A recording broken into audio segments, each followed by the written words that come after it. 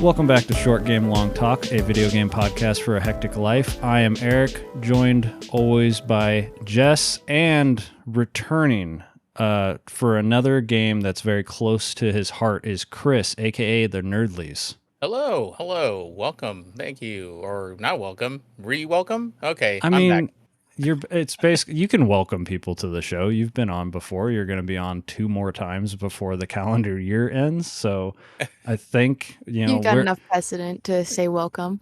Yeah, exactly. I feel like we have a lot of people that are starting to, make themselves comfortable on this show, and we're gonna have to start charging rent soon. I hope it's cheap because rent is going up everywhere, and I really don't want to have to deal with that. Yeah, how much for rent in a digital space, right? That's the I'm sure it's coming to it. We're getting there. Right. I was like, we're that's already the next thing. paying for the cloud everywhere. You know. Right. I guess that is rent, huh? I guess that is rent. Yeah, I mean, essentially, we're already doing it. Damn, and then domains and stuff. Oh, that's too cyberpunk. We have to change the topic and get focused. We played the Stanley Parable Ultra Deluxe. It's kind of tough to say how long this game is, but I played it for about 5.5 hours and felt sufficient. How about you guys? Like, what was your time? I don't have like a solid time because I played it like every so often, like because there's multiple different endings, so I would like get like maybe 2 or 3 endings in a run, and then I would stop because either I had to do schoolwork or I had to go to bed. But I think like cumulatively, I would say like maybe 4 to 5 hours, like 4.5 hours. Okay. We played about 7.5 hours because I think when we went through, we redid some of the old endings that we've done before. Because we owned the original version of the game and then played all the new endings and just made sure that we got everything before we were like, all right, I think we're good. Yeah, it's worth noting Stanley Parable Ultra Deluxe is a re-release / sequel, right? Of the Stanley Parable, which came out in 2013, 2014, somewhere around there.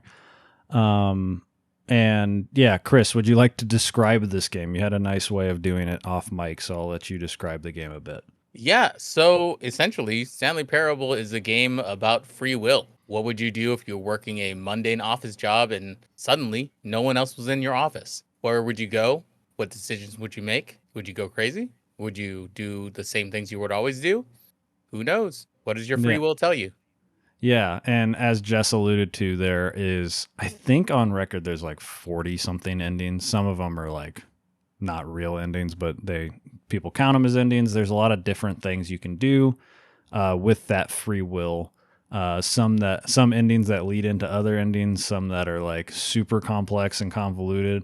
And as you can tell by the fact that we've been talking for about 5 minutes now, it's really hard to describe this game without spoiling a lot about it. But it's a first-person game set in an office, and one day you are being narrated to, basically, by a very loud British man, and then it tells you to basically make a choice. And from there, the game is completely up to you. So, like, we'll talk about it more in the spoiler section, but I'm very curious, like, what everyone's like first ending was and like where we went from there. But I would say this game is like, it's a very good game for just about anyone to play because there really isn't anything to it. There's you can move and you can click on things. That's it. There's not anything else.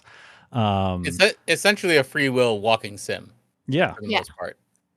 Yeah, which is very funny. And it is, and then that's also worth noting, it is a hilarious game. Like, it is without a doubt one of the more funny games I've played in my life. And like I wrote in my notes, like I took notes for a little bit and then I realized it was like futile because if I was going to take notes properly for this game, I was going to have to stop like every 5 seconds to write notes because they just hit you with so many jokes, so many funny references, funny quips. Exactly. That it's like so hard to keep track. Yeah, they really fill every moment with something whimsical or somewhat profound. Every moment is filled with something that you either wanted to see or just wouldn't expect. Right. Yeah, you can't really get bored in this game. Like, no matter how many times I ran through it and like played it, like even if I'd heard the joke like 5 times over, I'd be like, "Huh, funny." Yeah, exactly. Like it's still funny, and then like I think eventually there's a point in time where the beginning starts getting a little remixed based off of like Yes. things you've done, and it just keeps that thing fresh. And like, yeah, it is a very good game. It's like very readily available and on sale quite often. Came out the Ultra Deluxe version came out in 2022, and I think it full price. It's like $25, maybe $20, but like you can usually get it for around $10. And like I said earlier, it's a sequel slash re-release, because once you do a couple endings in the base game, it unlocks what's called the new content area, and it's basically like a whole new game in there, which is pretty wild. Yeah, it was very surprising when we got the game because we had the original version and had played the absolute hell out of it in the original game. So when we got back to it, we were like, "Oh, this feels just very familiar, very very everything we expected." And then once it hits that turn, man, there's just It so much more turns. things to do. Yeah. About how many endings did you get, Jess? Do you feel like? I gotta like think about it because I got done with it like really early on in the month. Mm-hmm. So I want to say like maybe like 10, 15, like in that range. That's a lot. That's a good amount. Yeah, I think I might have been like maybe like 10, I think I would was be. also speedrunning a lot of like the dialogue in the Yeah. first like part of it. Well, Just because you because, have some experience with this game, correct? Or oh no? yeah. Well, not Yeah. experienced by me playing it, but I went through such a big Stanley Parable phase where I like it was the only media I would consume, like with Markiplier and Jacksepticeye and oh my god, I'm blanking. You know, all the different like video game YouTubers that Right. like covered it.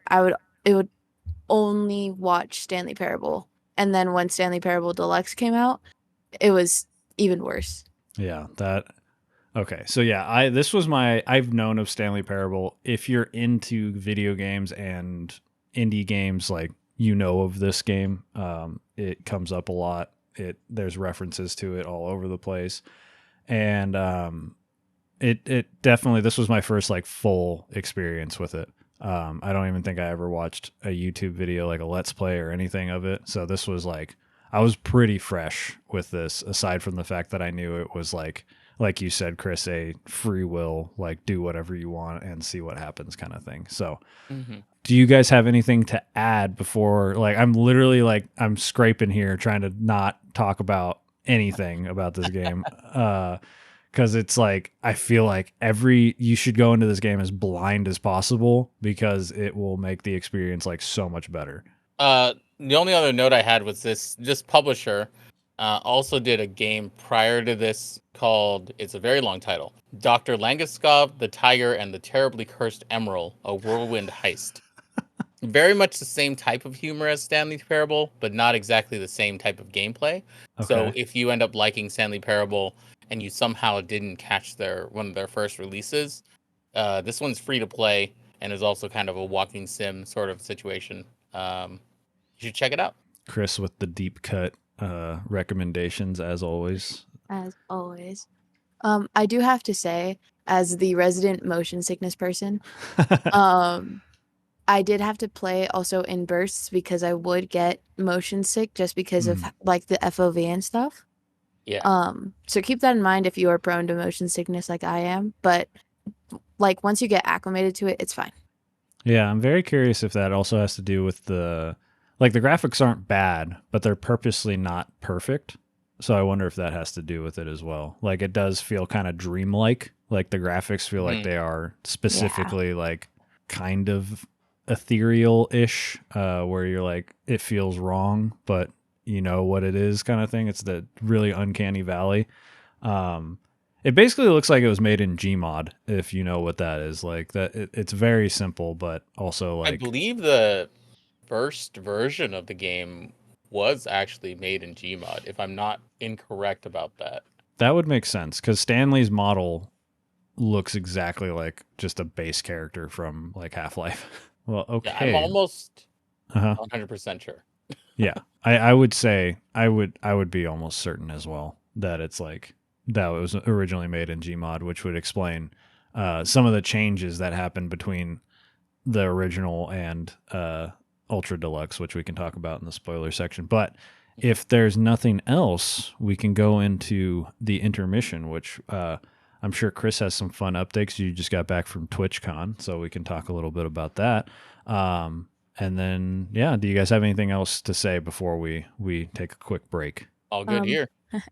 I just searched it up. It wasn't made in Gary's mod, but it was originally released as a free mod for Half-Life. Oh, okay. There you go.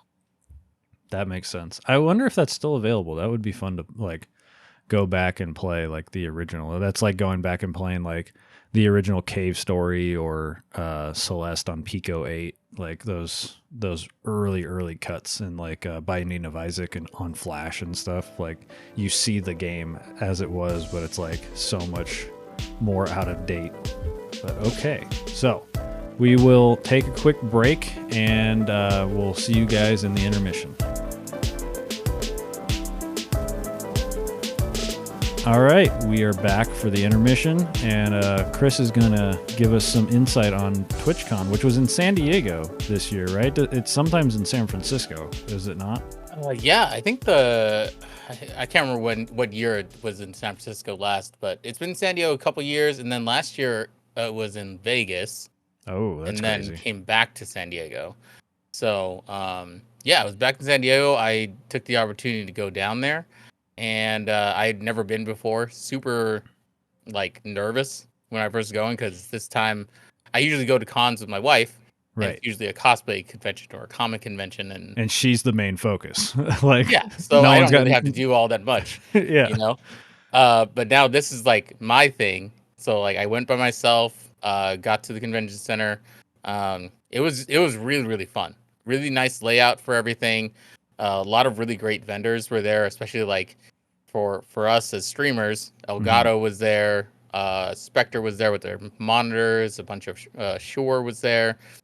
A lot of Stream Elements was there for their alerts and stuff like that, teaching us about new things that they're gonna do and all that. But the biggest thing was just getting to link up with community.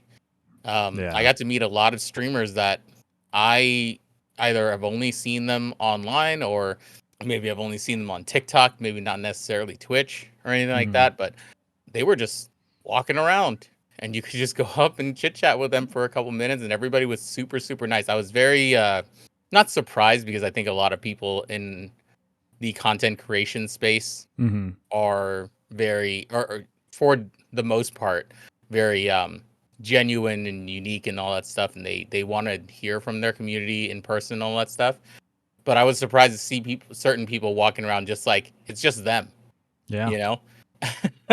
And then TwitchCon, to their part, also did a couple of community meetups that were really, really specific to my interests, which was indie games, which was a lot of indie game streamers plus a couple of devs to chit chat with, talk about their games and all that stuff. And then there was a horror game meetup that was huge. I got to meet a ton of creators that I've only seen play. Like they've played the games that I started playing because of them, right? Yeah. Like JoJo Says Bree was there, Semper Turtle, Mighty Chingus, my friend Ri-Fi. Man, just a lot of really great streamers. And I got to meet some friends that I've made through Twitch. Big shout out to Venus Voldaren and her crew who really hung out with me pretty much most of the con. Nice. Our friend Vibrant Good also it provided me this D20 that I have in my office right now that I literally just rolled before we started. I got an 8, but then the second roll I got a 20. So feeling pretty good. Yeah. Those are decent odds. But yeah. And then they had panels that were just very, very insightful. Everything that a Twitch streamer would need to learn either about interactivity or how to make short form content, learning about people who do in real life content where they're actually ghost hunting and what the challenges are of doing that versus, the ghost hunting shows you see on TV. Mm-hmm. So yeah, because I mean, if you're doing live ghost hunting, it's kind of hard to fake a lot of stuff. Like you got to have a lot of stuff prepped for that.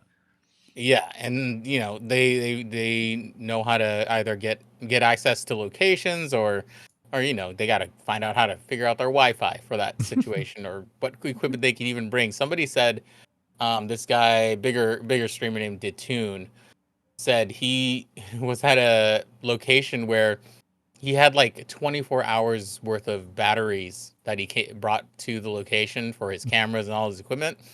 They all drained in an hour and a half. He said, Oh, whoa. That's crazy. which is wild. That's So it's super just, creepy. it's fun to see how these folks operate, how they are in person. Everyone was super, super kind. And if you're interested, you can check it out on my little vlog that's on YouTube. And yeah, it was really, really nice to catch up with everybody at that convention. Yeah, it's always good to hear because I used to be in the cosplay community pretty heavily, and like there's always like I feel like it's gotten better over the years, like for content creation in general. But there's always there's always those groups that you walk up and you try to talk to, and they kind of turn your nose up at the at you. And so it's good to hear that you walked around because you were solo, right? You went by yourself completely. And yeah, I was just there by myself. Every once in a while, I was hanging out with my group of friends that were there, but most of the time, it was just me walking. Yeah, and so being able to walk up to somebody by yourself is nerve-wracking enough, but then to have that interaction go well is very good because, it made it memorable and it makes you want to come back if it's feasible. Yeah, and like going to conventions like this, you never know what type of crowd is going to draw. No. Like what kind of people, especially the wide range of Twitch streamers, right? There's some people who are out there for shock content, right? Mm-hmm. But most of the people I met were very, down to earth. They're just trying to play their games and, share that with people. And it was super fun to kind of relate to them and do all that. It was really kind of funny to see a lot of IRL streamers around with their backpacks. Like those were the only people that were allowed to bring backpacks into the convention, right? So you see them with either their camera attached to their phone or whatever it is, and they're just doing their thing, walking all across the con, interacting with people. Yeah. Yeah, wild. I saw you post about how like you felt more comfortable doing vlogs at TwitchCon because you were like everyone else is doing it. It's not weird. Exactly. It's not like I'm in the grocery store doing a vlog. You're around a bunch of other people doing vlogs, which is cool. Yeah, because when you're traveling and stuff like that, if you're like, I did a vlog when I went up to Seattle, and I'm like at a museum or something like that, and doing little videos and little not talking heads, but a little bit of like just talking to my camera every once in a while, and you do feel like eyes on you and being like, what's that guy doing? Like, what are you doing? But no one's really. Yeah, everybody just sees someone with a camera. It's like, all right, well, he's doing his thing. Just we'll walk around, or we're not going to bother him or jump into camera or anything. Everyone understands they're trying to get their content. Yeah, I don't even like talking on the phone in person and like out in real life. Like I'm like, no, I don't want to hear people to hear my conversation, or it sounds like I'm talking to myself. Like, right. So I could never do vlogs, except maybe like if I'm hiking or something, that's different. But if I was, I hate talking on the phone in the grocery store. When you walk by somebody in the aisle and then you say something and they respond to you, you're like, no, I'm on the phone. Don't ignore me, please. I'm not here. Don't look at me. Don't look at me. Don't look at me. Don't look at me. Literally, it's like how I feel. Well, that's good. I'm glad you had a good time. You think you'll go back if it's feasible for you? If it works out next year, I definitely think I'll go back. There's definitely more things to learn, more people to see, more connections to make for, either just for the community purposes or just talking to devs and talking to people who work with streamers and all that stuff. It's a big opportunity to get FaceTime and learn about things that you wouldn't be able to ask an actual person. Yeah, because how long have you been live streaming now? Man, I was telling people I've been on Twitch technically for 7 years. We started in Jeez. 2017. Dang. We didn't really take it seriously for like 2017 till 2020, basically, because we'd go on. I was looking back at my analytics, and I streamed like maybe 3-4 times a year. Like every couple months, we'd have a community stream with people who listen to the podcast and my friends okay. who do like Jackbox or something like that for a couple hours. But streaming steadily for the last 4 years. That's still a long time, man. Yeah, that's Yeah. awesome.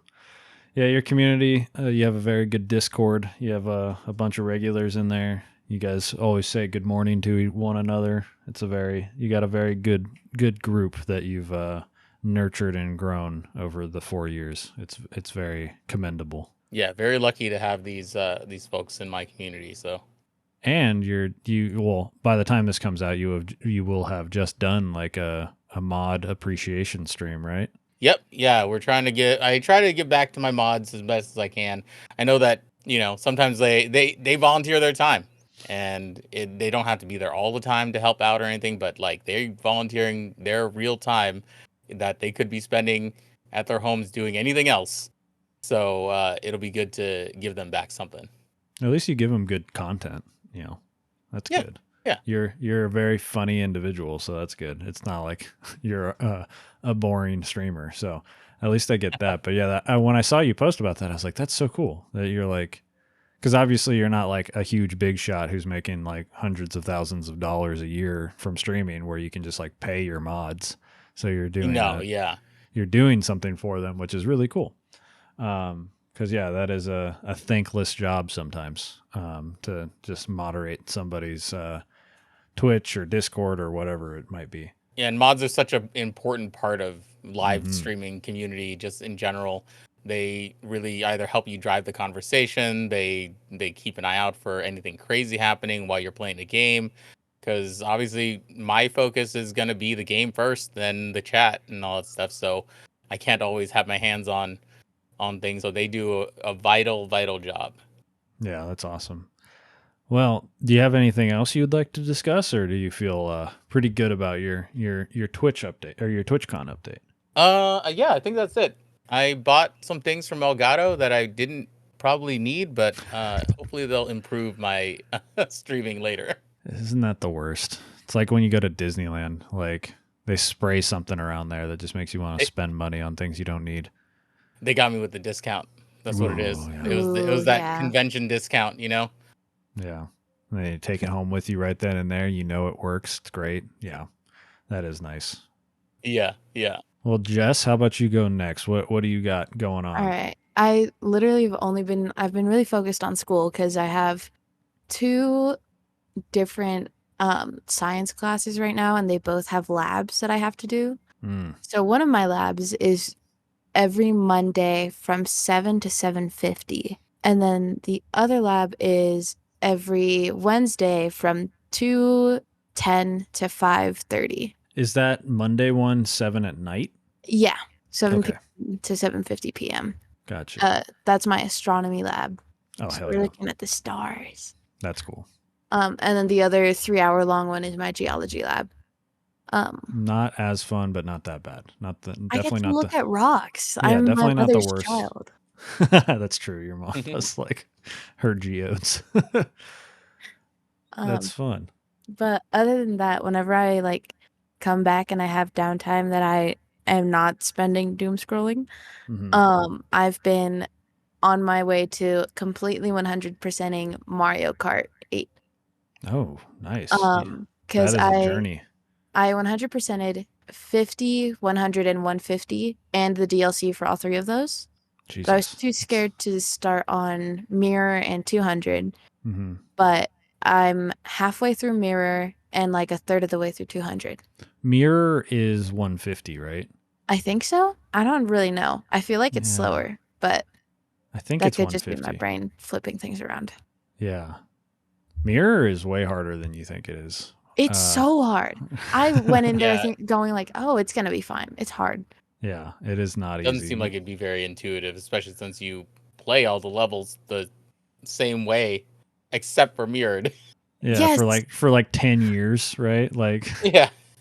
I've had like there's been times where I like rage quit because I drift the wrong way because I'm so used to the track going right instead of left. Mm. So I Yeah. have to rage quit because I don't like I want to have the 3 stars for each cup. Mm-hmm. So it'll be like on my last race too, where I'll like take the wrong turn on the last lap and then I'm like, there's no way I can make up for it. So I just rage quit it. Yeah, that sucks. At least, yeah, you just got to start over at that point. Yeah. When did you start this journey? I started. Ow! I just hit myself in the wrist. I started around like the end of not January. Gosh, August. Oh, okay. I moved back up to my college, and then I'm taking 14 credits this semester, which technically is not a lot, but with the volume of my classes, it just feels like a lot because I have a lot of like time spent in the classroom. I only ever took 14 credits. Last year I took 17 That's crazy. in one semester. Yeah. I don't know how you do it. I don't know how I did it either. That's too much. It's too much school. But Yeah, it sounds like a lot of school. yeah, that's too much. But at least you're taking like 2 science classes, which is fun. Yeah. How about you, Eric? Well, you're making quick progress. I was going to say, like, if you started at the end of August, and like obviously you've been very busy, so that's pretty decent progress. I'll be curious by we'll have 2 more updates before the game of the year spectacular for our show, because we have two episodes next month.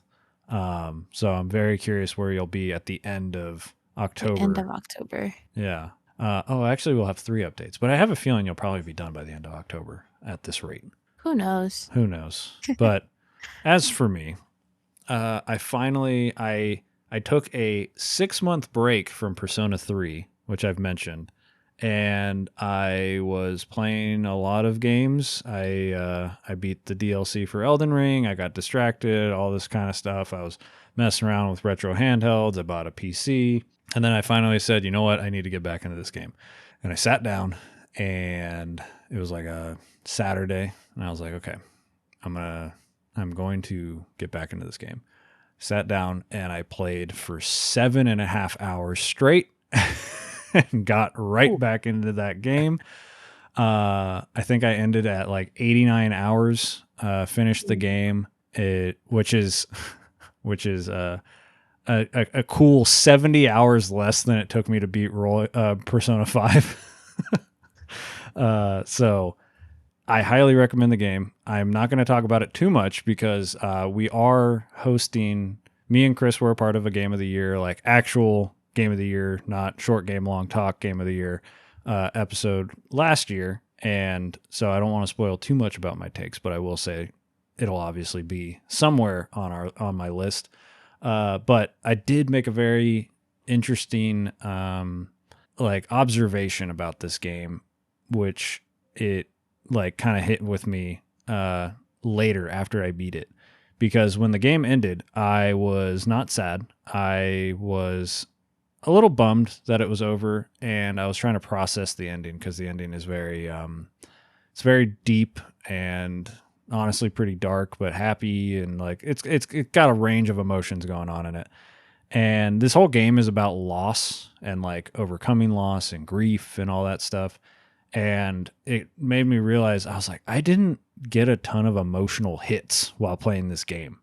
Like a lot of the things that happened, like during Persona 5 Royal, I was like, every single like beat that was supposed to like fucked me up. Like I was so invested in like everything. And I wasn't not invested in these characters. Honestly, I could do a whole podcast talking about the fact that like I think I like the characters in Persona 3 better than I like the characters in Persona 5.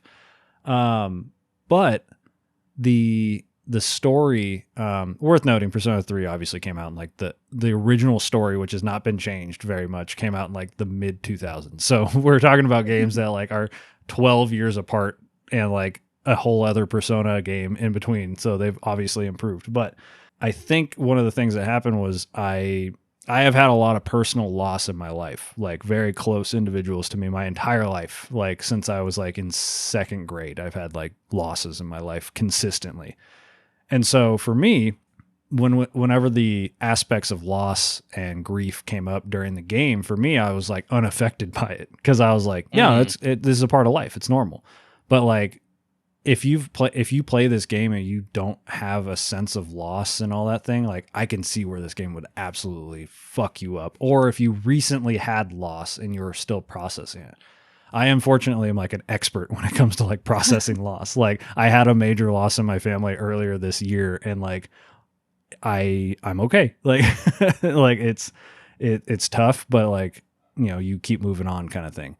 So I thought it was so interesting because I was like, wow, yeah, for me, I run into these situations where somebody dies in the game and everyone's really sad, but I'm playing my character like it's going to be okay. Like everything's going to be okay. I'm going to like I'm going to make everyone around me like feel better because I know as a 30-year-old adult who's had loss, it's going to be okay. But if you play this game and you don't know about loss or you're young, like this game will be a like absolute like gut punch the whole time.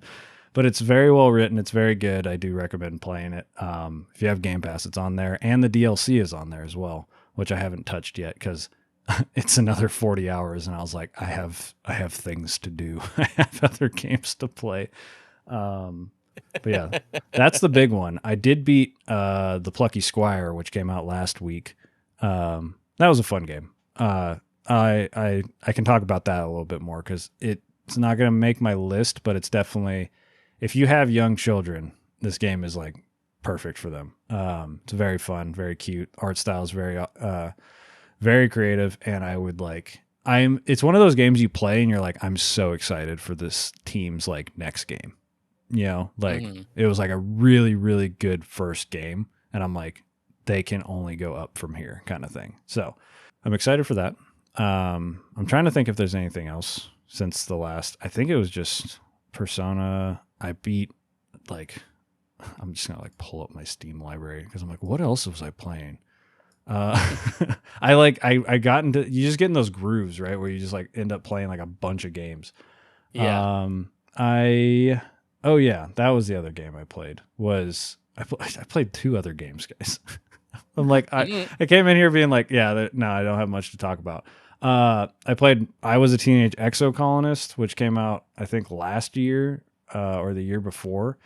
And that game is very good. It is like a visual novel with like, you know, it's got like stat management as well, which is like the best form of visual novel.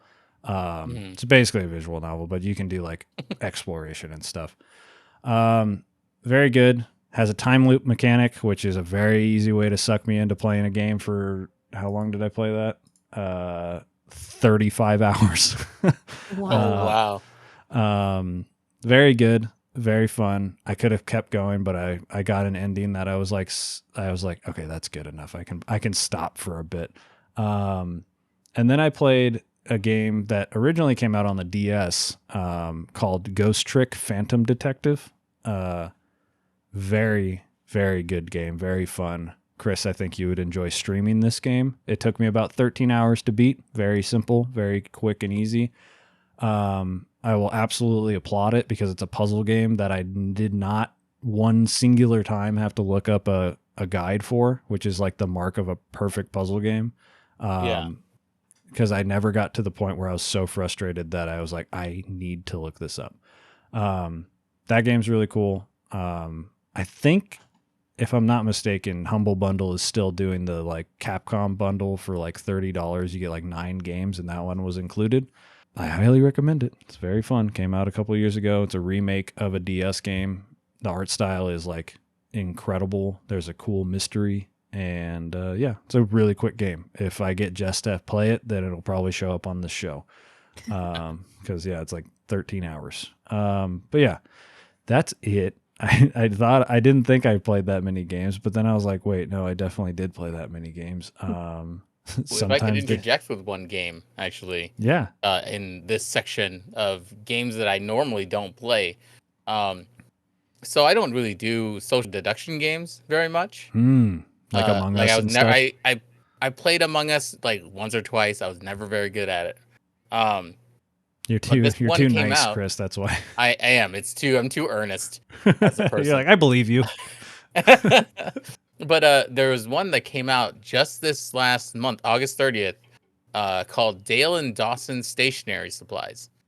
And if What? you're a fan of The Office, it's basically Among Oh, Us in an office. I just heard about And this game. Oh my so god. you either play as a manager, a specialist, or a slacker. Uh, so you're basically doing office tasks the entire time. Either you have to print out sales reports, you have to email somebody or whatever, and then slackers do stuff like put staplers in Jello or burn a trash can, or they mess up the break room, or they go pet the office cat and that sort of stuff. But it was incredibly fun. An incredibly fun one. It has public lobbies and stuff like that, open mics. Oh god. If you want to my do open God. mics at least. But it's very, very fun. I like I like the task stuff. Right. Because it's like normal office job stuff, and you can definitely. This one I feel way more comfortable lying about doing work, which I probably shouldn't say out loud. Than doing something in like Among Us or whatever, like Right. knowing where I was on the map and blah blah blah. I was doing security or whatever it was.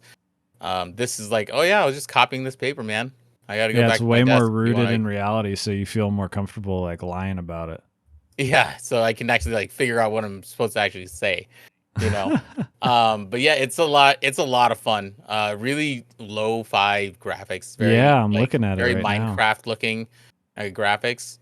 So it's very, very fun. Obviously, because it's an office setting, there's also like role play servers now, just like a GTA sort of thing, Oh where you can yeah. basically role play like you're working in an office.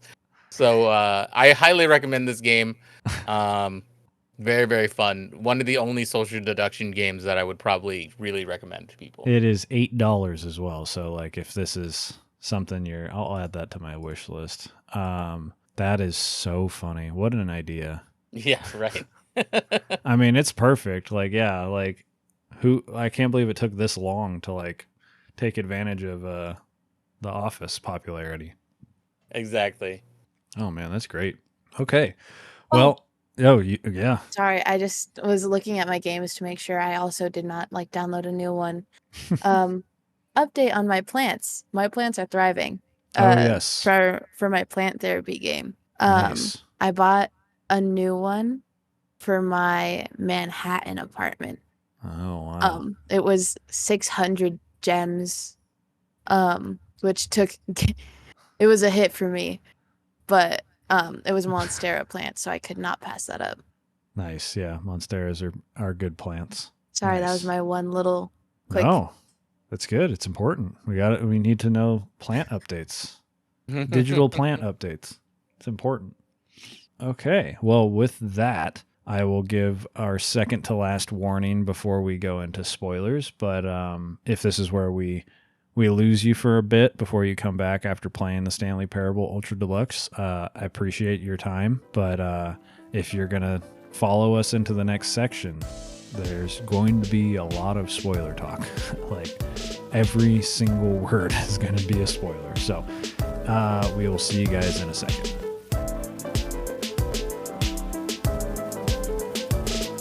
All right, this is your final warning for spoilers for Stanley Parable Ultra Deluxe. We're going to be talking about our favorite moments, most of our favorite endings, and whatever we want. This is it. We're talking about everything. What was your like, Jess, when you first like discovered this game? What was your first like impression? I'm curious because I know, Chris, you and your wife like instantly loved this game, right? Mm-hmm. Okay, so yeah, Jess, what was your first like? You watched a video on it first. Yeah. What was your impression? I don't remember what YouTuber this like it was because I was 10. And it's been 9 years. Yeah. But I just remember being like, "Oh my god, it's a game where you get to choose whatever. It's not like because the thing I've always had problems with games is like I want the free will and like the liberties and stuff like to do whatever I wanted, but Mhm. I don't particularly like open world games where like they kind of just like plop your character down and say go. Yeah. And like that's why it's taken me so long to beat Legend is like Breath of the Wild, any like open like I Yeah. never fit like fully play Minecraft. I'll maybe like make a house and then I'll get bored and make a new world, make another Yeah. house. Like It's like that paralysis of choice. Oh yeah, God. I Yeah. hate That's my have biggest thing. so when I first saw it I was like, "Oh my God, it's a game where I have choices, but I'm still confined to areas, so it like makes me choose." Yeah, you like the guardrails. Like Yeah. you want to have a bunch of choices, but you want guardrails. I think you would like I Was a Teenage Exocolonist then. Because it's a lot of choice-based stuff, but guardrails. You can only do so much. But yeah, I totally get that. Like my first impression of like hearing about this game, I was like, oh yeah, that seems neat and stuff. But then actually getting in it and being like, they have thought of literally everything. Like I was like, Hella Yeah. surprising what things they know the player will do. yeah, like including breaking through windows that you're not Yes. supposed to and jumping down dark pits that you're not supposed to. And they literally every single thing, like they're like, nope, we knew you would do this. And you're like, what? What do you mean? What do you mean? How did you knew? know? Yeah. So, but Chris, yeah, you and your wife, like, is this your wife's favorite game? Do I remember you saying Oh that? man, it might be top 5. Yeah. I can almost guarantee this is top 5. I know that Riven is still her favorite game. Okay. The original Riven, but yeah, this is definitely top 5. This is one that she'll talk about with anyone. I honestly wish she wasn't at work so that she could talk about it a little bit. I told her like, hey, what do you want me to say? She's like, it's my favorite game. It's just the most clever. I can't believe the things they thought about. The narrator is super funny. Yeah. Yeah. And they even thought of, aside from the game itself, they've thought of Steam achievements that were that are Oh my insane. God. Yeah. Have you guys heard of the one where you have to not play the game for 10 years? Yeah. Go outside. Which I think is incredible that they thought of. And then the new achievement, the what is it? Super don't go outside. Yeah. Yeah. Or super go outside. Don't play the Stanley Parable for 10 years. Yeah. It's so wild. It's wild that they thought of that sort of thing plus all the things in game. Like you were talking about the pit ending, the endless pit. Mm-hmm. Yeah. That one when we got to it, that's obviously in the Ultra Deluxe. Like oh the my new God. That might content be my part of it. favorite ending, dude. It was so funny. So good. You just see this pit and you're like, he's like, no, don't go in there. Like, I'm going in there. Yeah. There's nothing around it telling me I can't. Yeah. Yeah. Just to give a little idea of the Steam achievements. So I got all of them except Speedrun, Super Go Outside, and Commitment. So Commitment is play the Stanley Parable for the entire duration of a Tuesday. But I did get, so you can't jump. No, seriously, we disabled it. So if you press the space bar a bunch, you get that achievement because you can't jump. You get the click on door 430 5 times. That's a whole quest line, which is hilarious. The test achievement, please ignore.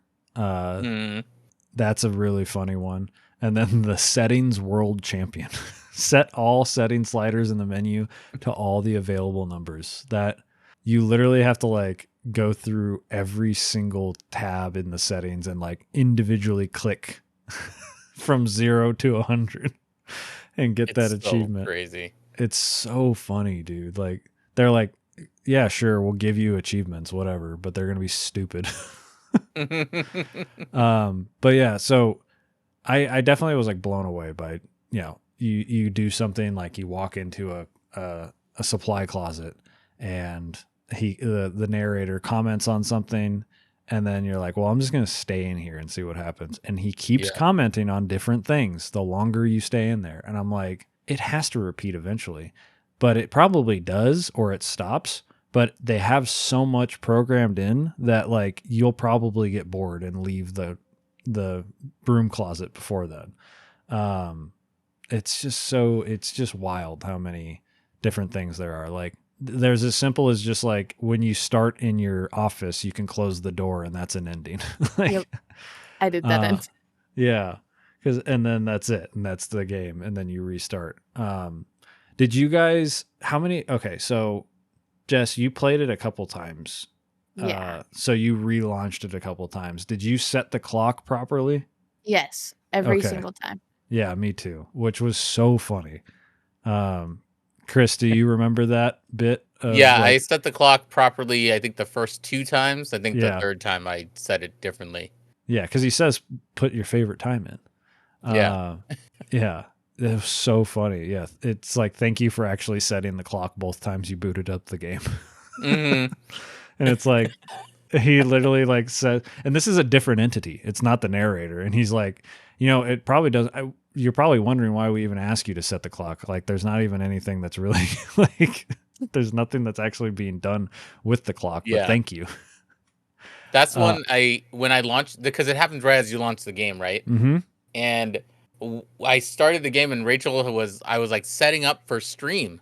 So Rachel was outside of the room, and I started up and like, you have to run in here and see this because there's a new thing, and I barely just launched the game. I didn't mean to like skip literally content for you, but this is how this game is. They just surprise you with things. Well, yeah, and then there's an ending that like basically every time you boot up the game, it's a different title now. Like every single time.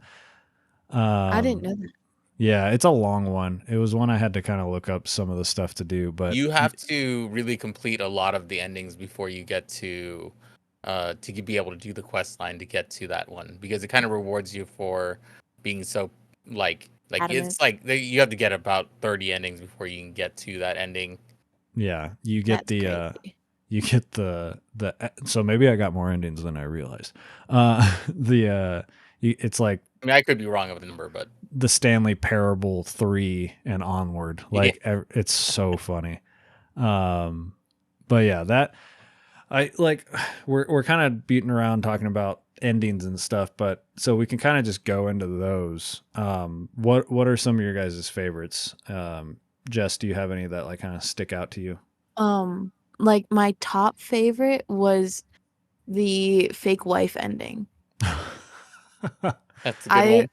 Loved it. Like, I think it was the second ending I got completely, technically, because the first time I played it, I died like almost instantaneously. You died? Did you fall off the lift? Yeah. Yeah. Wait, no. I went through no, yeah, you were right. I fell off the lift because I was like, surely they put like guardrails so you can't fall. And then I fell. So you thought. But yeah, I love that ending's kind of crazy. Wife. You want to describe it a bit? So basically, the narrator's telling you like to go do this, go do that, and you defy him completely. Like almost everything you do the wrong thing. Mm-hmm. And it leads you to this like, what's it called? Hallway that keeps repeating. If I'm remembering correctly.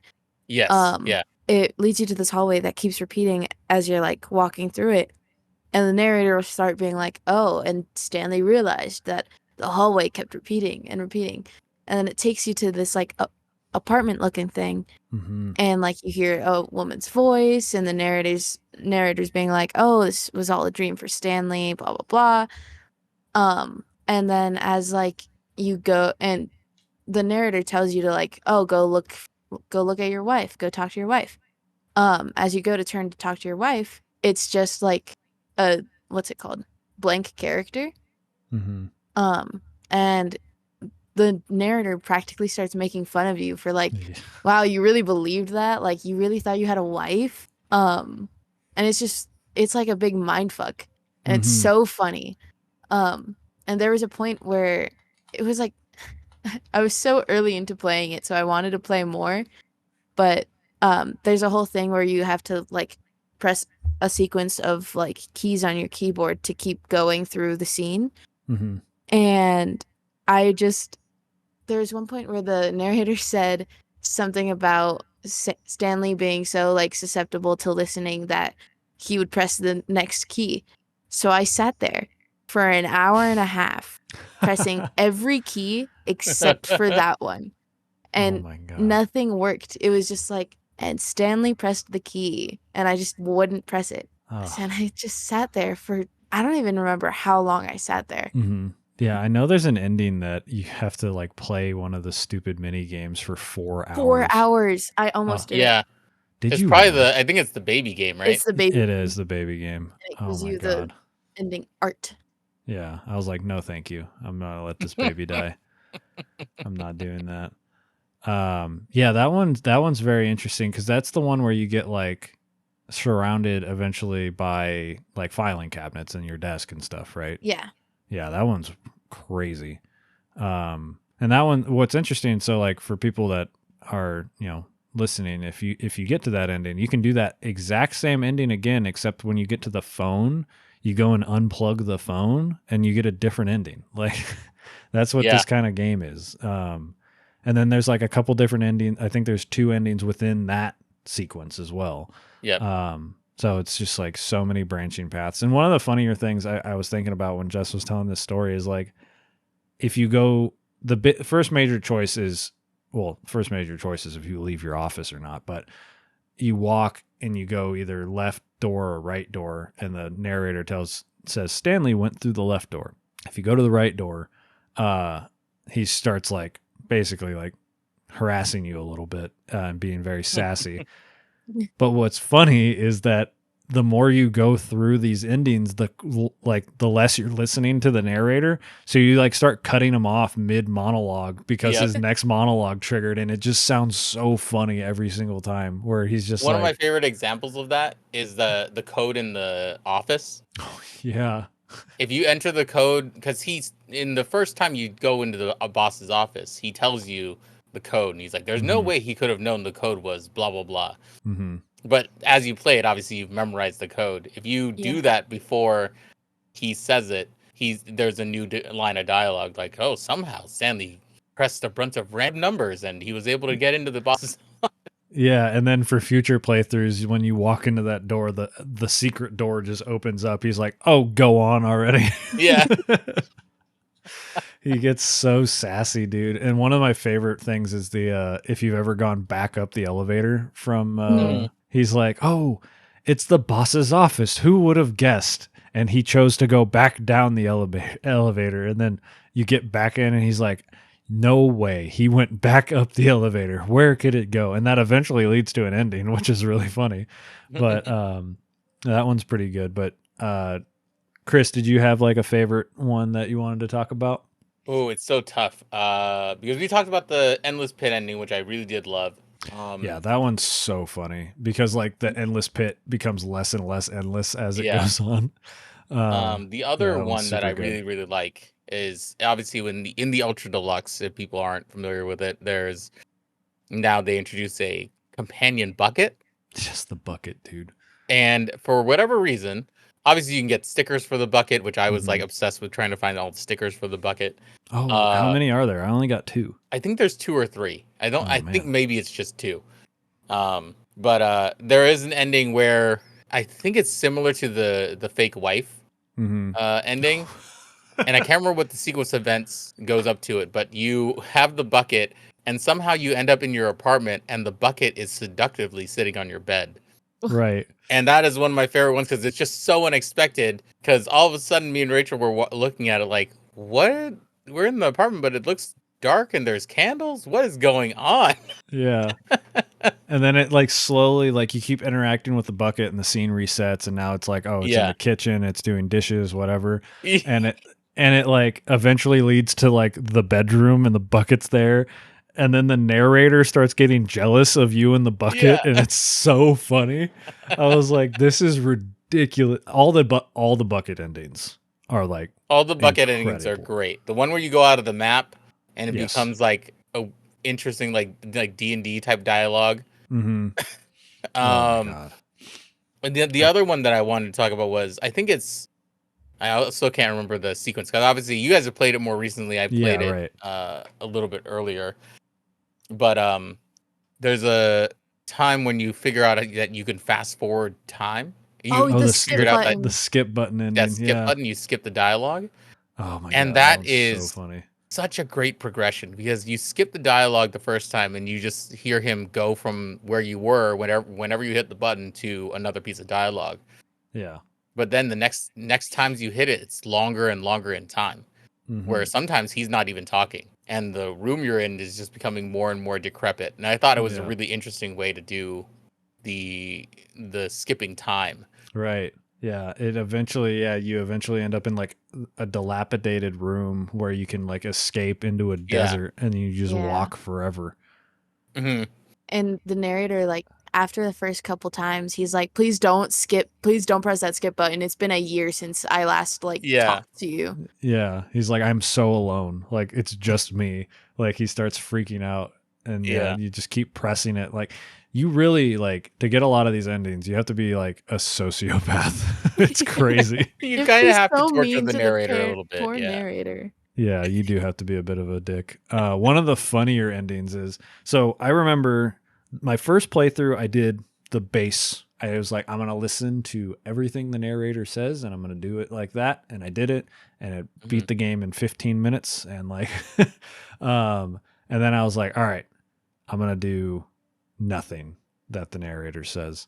And so I go to the right, I go out into the warehouse, I jump onto the like the little platform that raises, and then I see an open door to my right below me, and my gamer instincts kick in, and I was like, I can drop onto that fucking walkway, and I dropped onto the walkway and unlocked that ending, which leads to the baby game that we talked about earlier. But if you have the bucket and you do that, there is a very funny sign that you never noticed before that says no buckets past this point during one of the doors.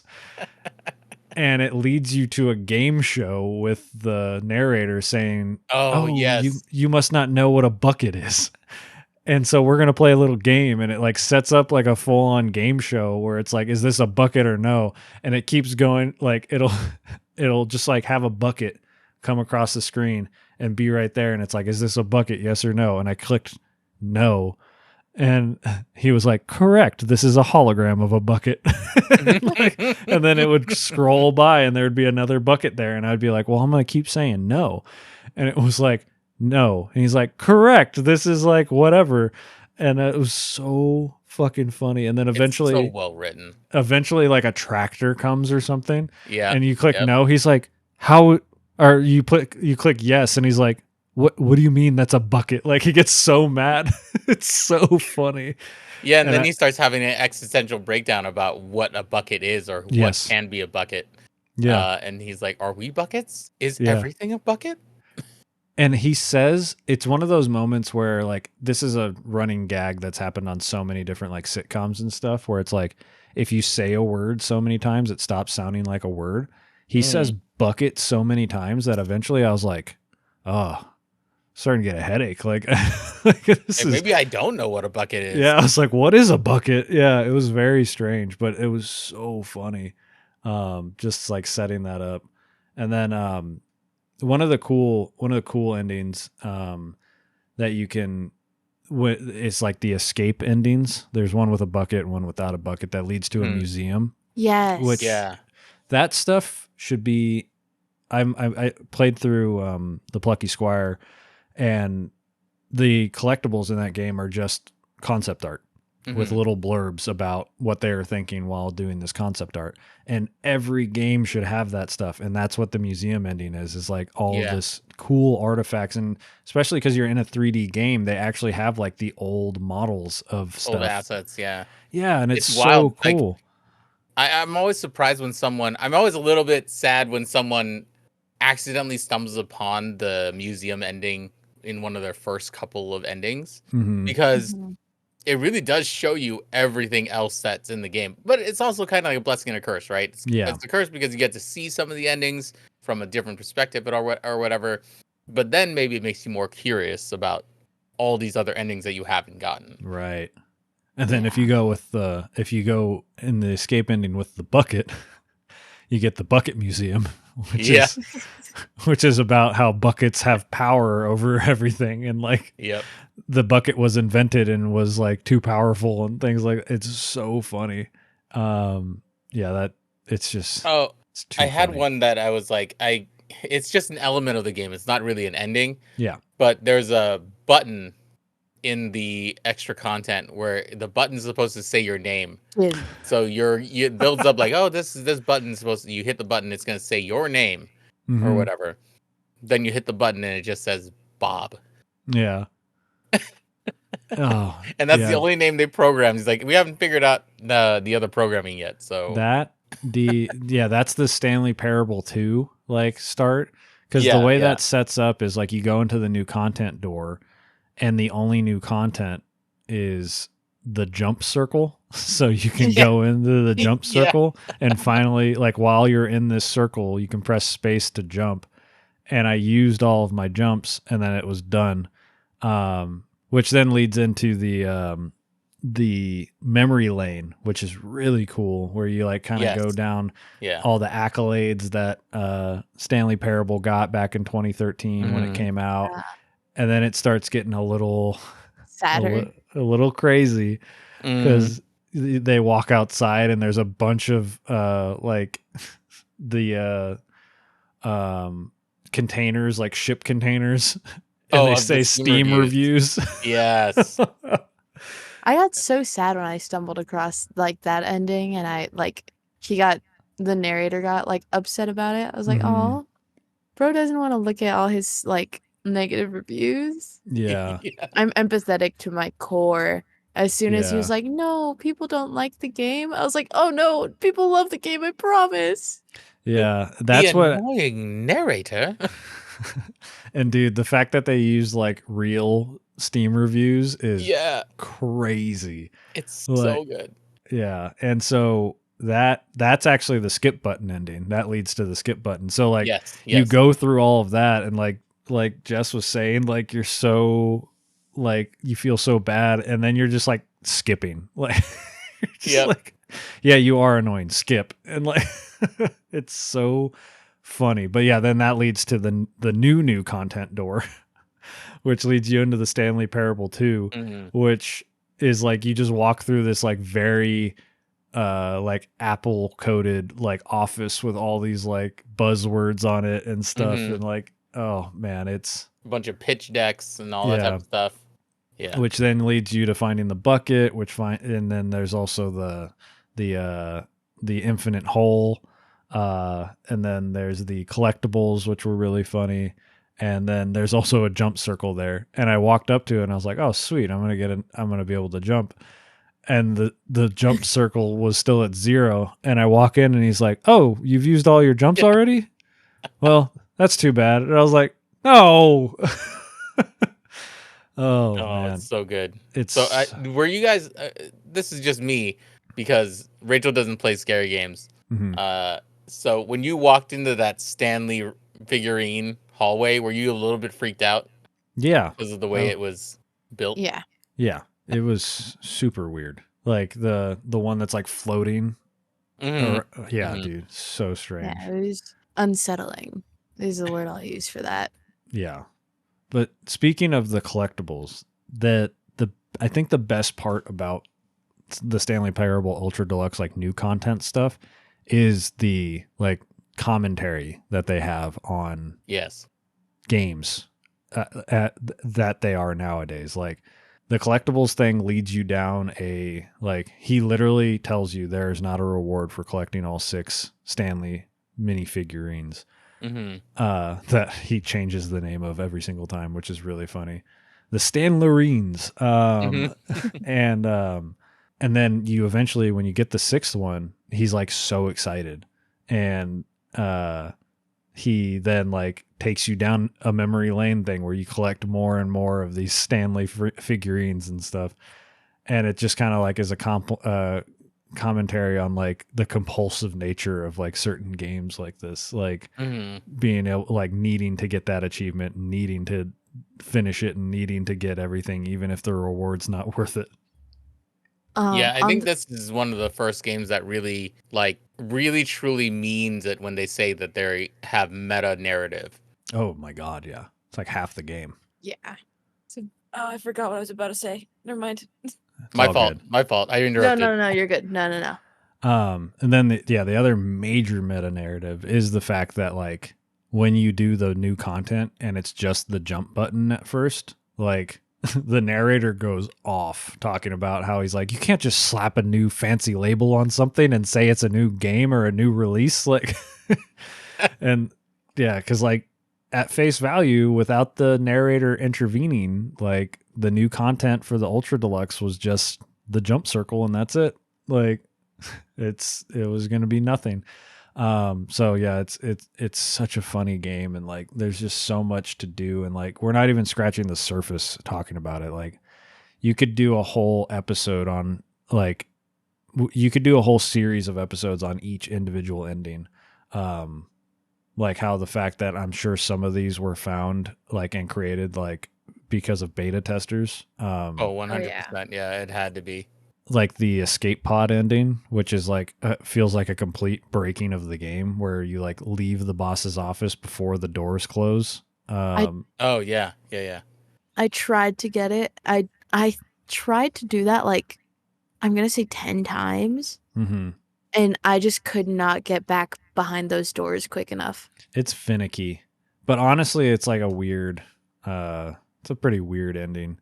The one that's like completely out of pocket is the like crazy ending where you're like you go down the elevator in the like maintenance room and you just keep going through the same hallways over and over and over again, and then you start flying, and then you realize you're like crazy and like that, and then you wake up with your body on the sidewalk. Yeah, and like a lady staring at you. I was like, bro, this was so out of pocket. Like it was crazy. Another ending that I thought was like really, really cool, and like I don't know, it was just like it touched on things that I was like, oh my god, like this is like new and different, at least to me, for like a game to do. Was the game's ending, like the different game.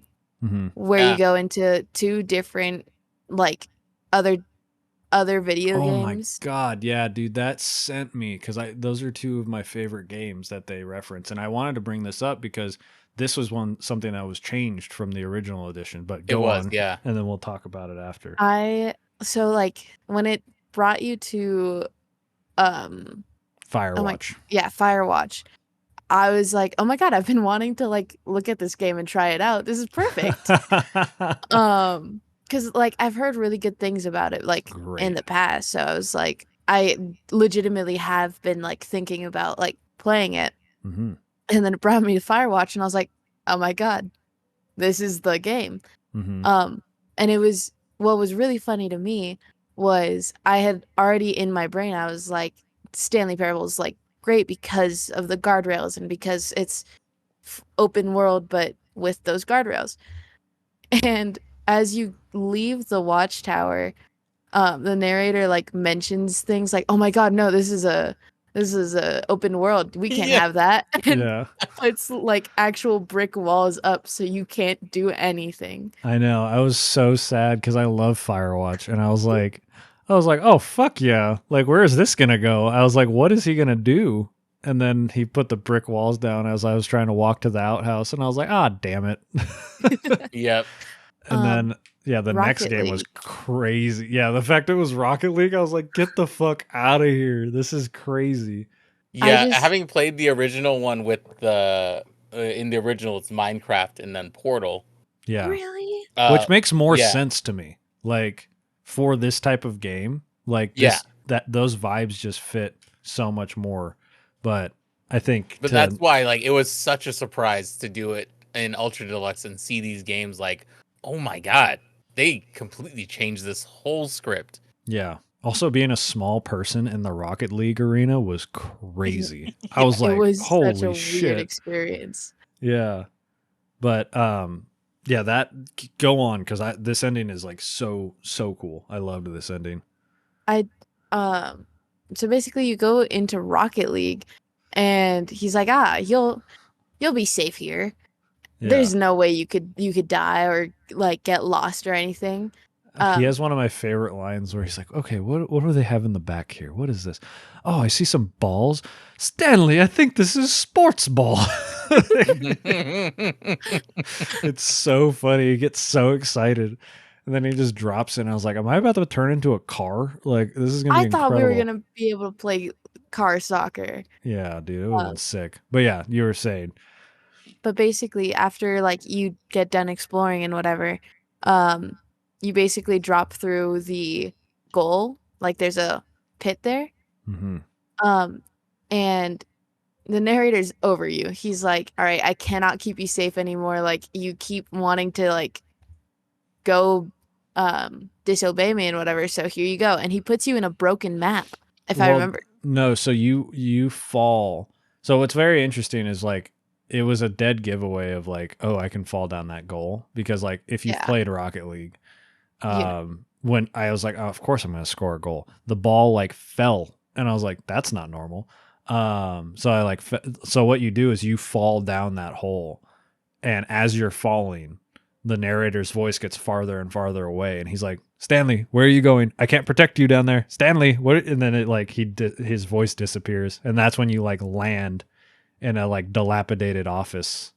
That I was like, "What the fuck is about to happen?" Like I was like you talking about like being like scared. I was like so unsettled in that office because I was like, I hated it. The narrator's gone. I have no idea where I'm going. And this was like the third ending I got. So I was like, I didn't even have the floor memorized. So I was like, what is going to happen? Cause like they could have easily put like some kind of mini horror story in there and it would have been like incredible. Yeah.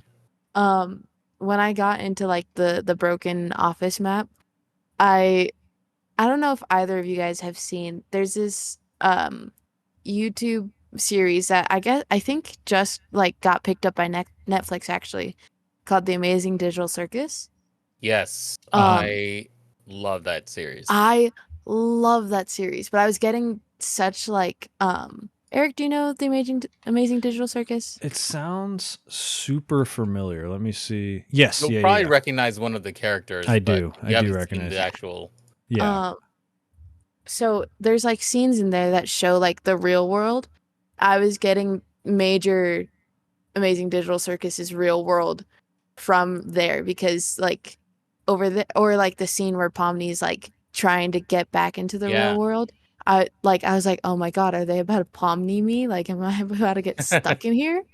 That's so funny to think about because obviously I played this came out before that series came out. So to someone like you who has watched that series before you play this game, that's interesting to have that reference. Yeah, it is interesting because it is like because that ending was in the base game just with two different games, correct? Yes, it was Minecraft and Portal. Yeah, but you still ended in the like dilapidated office. I believe so, yeah. Yeah, because you can definitely feel like I definitely felt like unsettled and like it felt like it was from a different game, but lo and behold, like these things were probably like these games that I'm thinking of were probably inspired by the original ending because it came out so long ago. Like it really was like a very creepy. I was like, this is awful. Like I want to get out of here so fast. And then it just resets on you too. Like you make it to your office and then it like resets and you're like, what was that? Like you get no answers. Oh, and in the original, it actually ends in Portal. You you have to try to do this puzzle, or it's a simple puzzle, but nothing happens, and then it forces you to reset the game. Gotcha. Yeah, because that's where I thought it was going, because it did give like that office gives major like Portal vibes when you're like escaping, because like everything's run down, things are not what they seem, like walls are knocked down, all that stuff. It was a very, very, very cool environment that I was like, it was a very high bar that it set for getting that ending so early, because I was like, whoa, where am I going? Like what is going to happen? But yeah, that was quite cool. I'm trying to think what else. There's so much more you can discuss, but it's like at this point, if this game sounds interesting to you, you should just go play it. Like there's so much to do, and the game is more than affordable most of the time. So I can't recommend this game enough if you're somebody who enjoys games. Like there's so much to learn and take from this game that it's like almost a must play. Yeah. And it's available everywhere. If somehow you're a person who's interested in game development too, this is a perfect game to like just pick apart and see how they did things.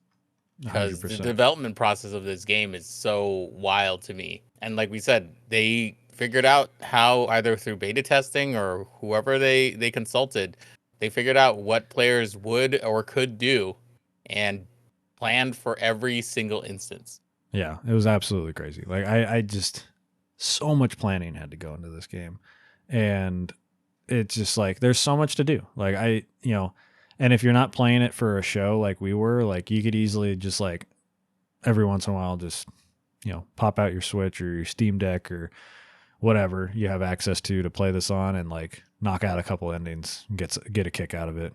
Maybe mess like, oh, I wonder if I did this, like what would happen if I did this instead, maybe play it for an entirety of a Tuesday and get an achievement. There you go.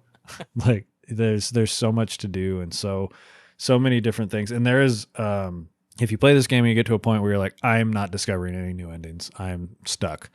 There are very cool like flow charts out there to like get you all the endings. So do not fret about that. You can and should try to get as many endings as possible, because even the flow charts are nice because it just tells you like, go here, go here, go here. It doesn't tell you like what's going to happen, which is really good. There's a really dark ending where you try to kill yourself over and over again. Yeah. That one's sad. I got that, and I was actually like talking with my roommate when when I was like going through it, because the narrator kept going like, "No, Stanley, don't do it, Stanley." And I was like, "I can't do it," but my roommate was like, "Jess, you have to. You've kind of got to do this." Yeah. It's like the only time the narrator's happy is like in that room, like looking at stars, and you're just like walking off a ledge multiple times until you die. It's so crazy. Like, what an absolute sociopath that Stanley is, that like that we play him as. Because like I don't know if there's an actual ending if you just wait in that room with him. I think you have to do the I think you have to do that, or you have to just reset the game. Yeah. I think we should talk about, before we like wrap up, we should talk about just the base ending, which is just like, it's 15 minutes of you, like the whole premise is that Stanley is at work. His whole job that we haven't discussed at all, his job is to literally the monitor feeds him orders to push a button at certain times, and he pushes buttons. Yeah, that's it. He's not typing things. He's just like pressing buttons. And then one day his whole office disappears. Like all the people in his office disappear.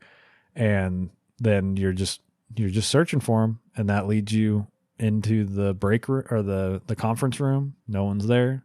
You go upstairs to the boss's office. No one's there. Then you take an elevator down into a secret like room. And it turns out that the office is like monitoring everybody, and everyone's just been like, every single person has a different screen on them. And then you go into another room, and it turns out that like this is like a mind control facility. And then you turn off the mind control device and walk out into like a beautiful field, and that's the ending for the base game. And it's so like, that's crazy enough. And that's like, if you do what the narrator says, that's it. That's the story. And then if you don't, then you can like get probably one of the craziest, like I can't imagine playing this game in 2013. So Chris, you probably experienced this, keeping the mind control device on and getting the ending where the place self-destructs. The countdown ending. Yeah.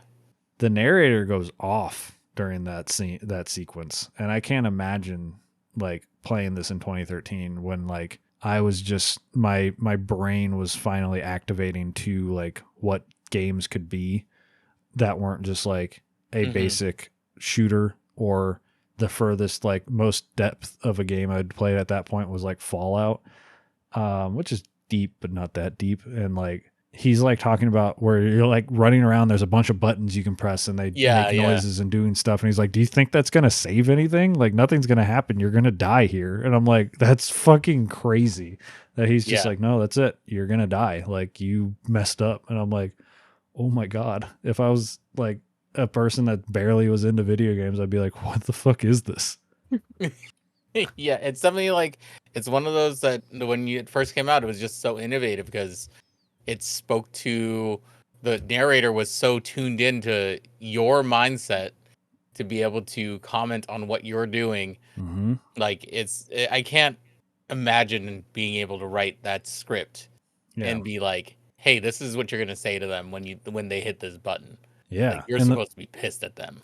And the fact that like I like, this was the first time I'd actually like experienced this game. I've known about it, I knew like the premise and all that stuff, but like I'd never played it, and I was still like, wow, they thought of this. Like it still holds up. If you've never played this game in the year 2024, it still holds up to the point of like being like, yep, it is crazy that you do something and the game's like, we thought of that. And if you click on a random printer, the game will be like, ooh, what were you doing there? Like, and then that leads to like a little mini quest. It's crazy. But do you guys have any closing thoughts? Anything about that? No, I'm good. Yeah. I can't think. Yeah. This is not really about this game. But we were talking about how this game is full of dialogue and jokes and stuff like that. I haven't experienced that in a game up until like this year, where I found a game that was like just as full packed with jokes. But this is more so just packed with jokes, not like existential meta everything. But the only thing that I can even think of that came close to this in jokes compression is this year. Thank goodness you're here. Yeah, I've seen some clips of that game. Oh, so funny. Yeah, not nearly as as immersive as Stanley Parable is, but packed to the brim.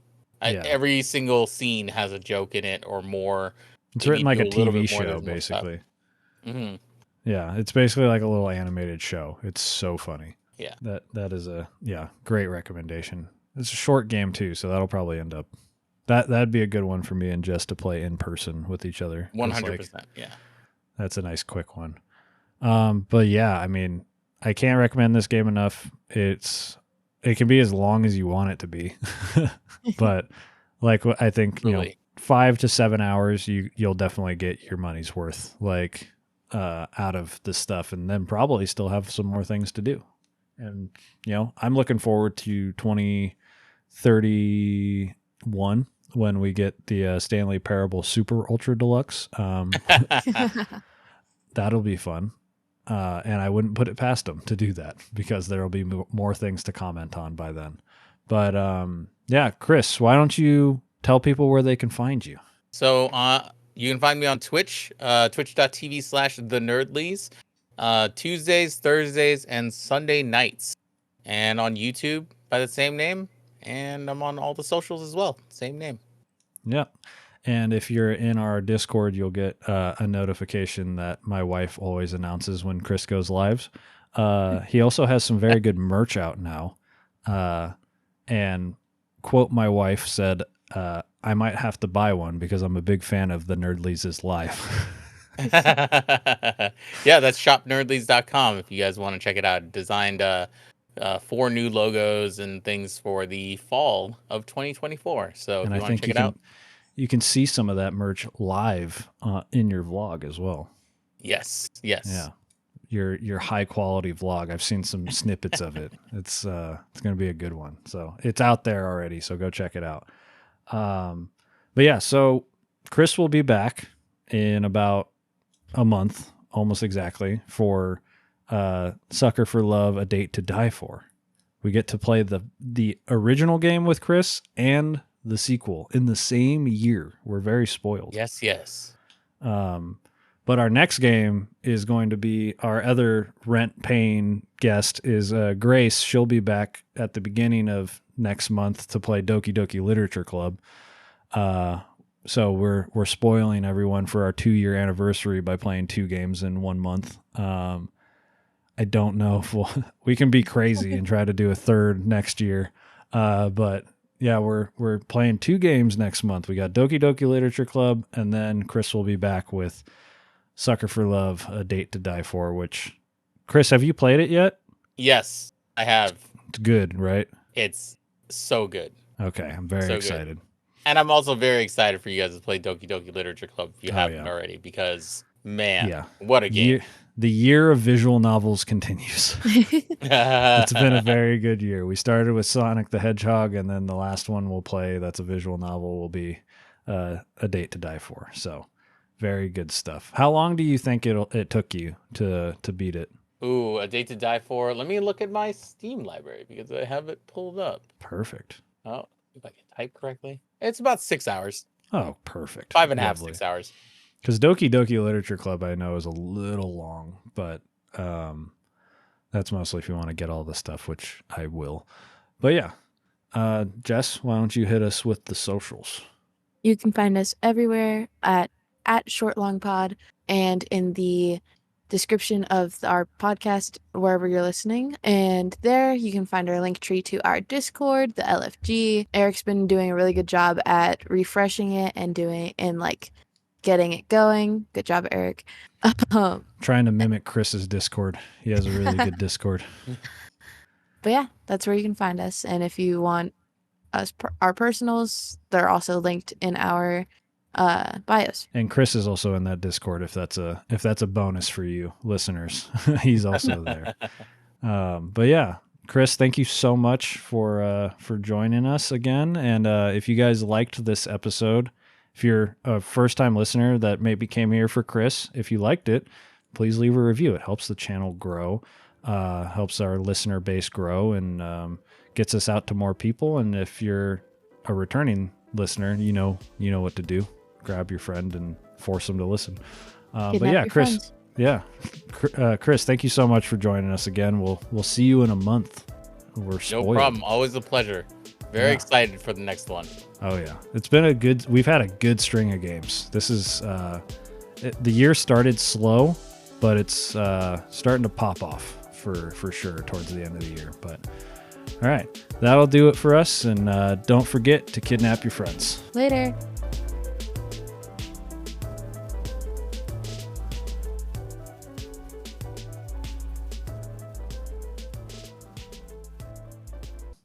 Really appreciate you coming on again, Chris, and taking the time. I know you've been probably at your computer quite a bit today, so I appreciate it. Pretty much since about 2:30 this afternoon.